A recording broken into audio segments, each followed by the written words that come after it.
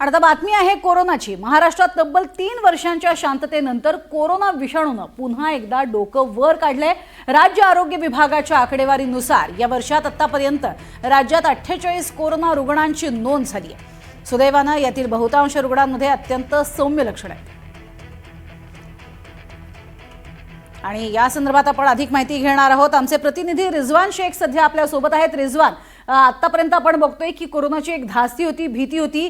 या 48 रुग्णांमुळे किती धास्ती किंवा भीती वर्तवली जाते, काय आरोग्य विभागाची माहिती?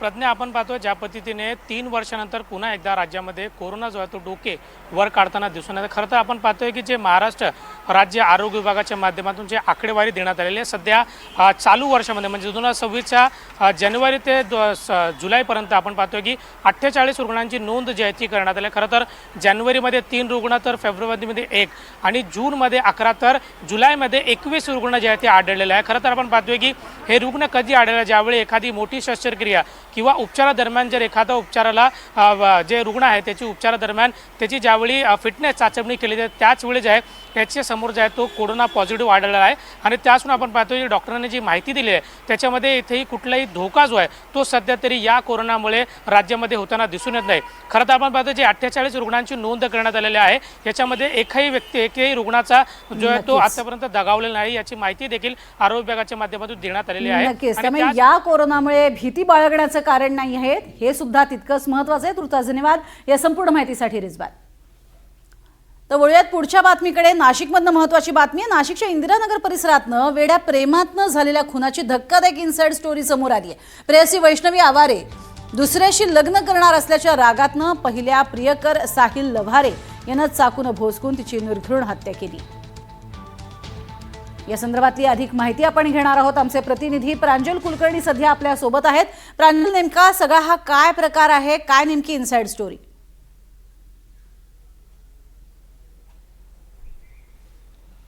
प्रज्ञा, नाशिकच्या इंदिरानगर परिसरातील वनसंपदा हे गार्डन आहेत आणि याच गार्डनजवळ काल रात्री साधारणतः 10:15 वाजेच्या सुमारास वैष्णवी आवारे हिची हत्या ही करण्यात आली होती। दरम्यान या घटनेमुळे खळबळ ही उडाली होती। धक्कादायक बाब म्हणजे वैष्णवीची हत्या केल्यानंतर तिची हत्या करणार जो तिचा पहिला प्रियकर होता, साहिल असं त्याचं नाव आहे, साहिल लावारे, त्याने देखील आत्महत्या ही केल्याचं समोर आलेलं आहे। दरम्यान जिथे खून झालेला आहे त्या घटनास्थळावरती मी सध्या आहेत। समोर आपण जर बघितलं तर खरं तर संपूर्ण हा कॉलनी हा परिसर आहेत आणि इथेच डाव्या बाजूला हे गार्डन देखील आहेत आणि इथेच जिथे खाली आपण आता हा दगड खरं तर बघत आहोत, या दगडाच्या इथे याच ठिकाणी ते दोघंजण इथे बोलत होते। जवळपास 20-25 मिनिटं साहिल आणि वैष्णवी यांचं जोरदार भांडण हे सुरू होतं। दरम्यान याच भांडणाचं रूपांतर जे आहे ते कुठेतरी खुनाच्या घटनेमध्ये झालं आणि वैष्णवीचा चाकूने भोसकून साहिलने खून हा केलेला आहे। दरम्यान या घटनेची म्हणजे नक्की काय घडलं होतं याची इनसाइड स्टोरी खरं तर आता NDTV मराठीच्या हाती आलेली आहेत। ही वैष्णवी जी आहे ती जवळपास एक 15-20 दिवसांपूर्वीच नाशिकमध्ये आलेली होती।